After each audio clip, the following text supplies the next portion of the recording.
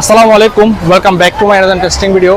Guys, মূলত আজকের ব্লগে আমি আসছি আমাদের কমলমুশিহাট যে চক্রশালা কৃষি উচ্চ বিদ্যালয় রয়েছে ওইখানে।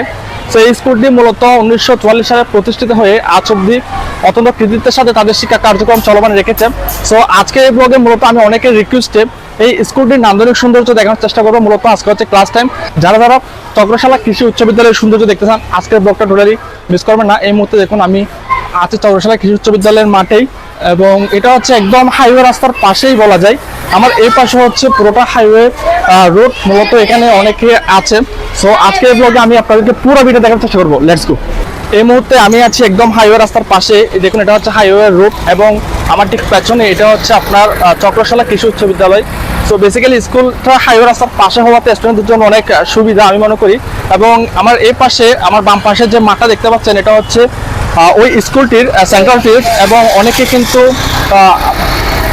গাইস, আমি যখন ব্লগ করতেছি অনেকে সিএনজি থেকে মূলত আমাকে দেখতেছে। সো দেখুন এটা হচ্ছে একদম এই স্কুলটির সেন্ট্রাল ফিল্ড, এবং অনেকগুলো ভবনও রয়েছে। গাইস, মূলত এই মুহূর্তে আমি একদম এই স্কুলটির যে সেন্ট্রাল ফিল্ডটা রয়েছে ওই সেন্ট্রাল ফিল্ডে নামতেছি।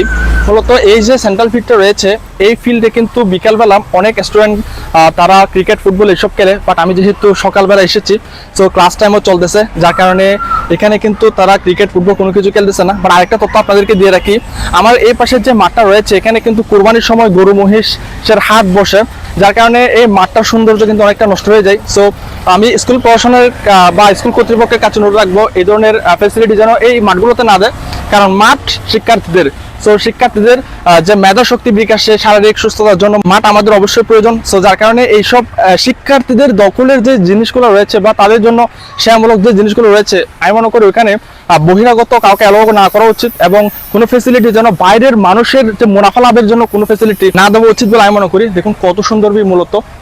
সো আজকের ব্লগে মূলত আমি দেখানোর চেষ্টা করেছি আপনাদেরকে যে চক্রশালা কৃষি উচ্চ বিদ্যালয়ের নান্দনিক সৌন্দর্য।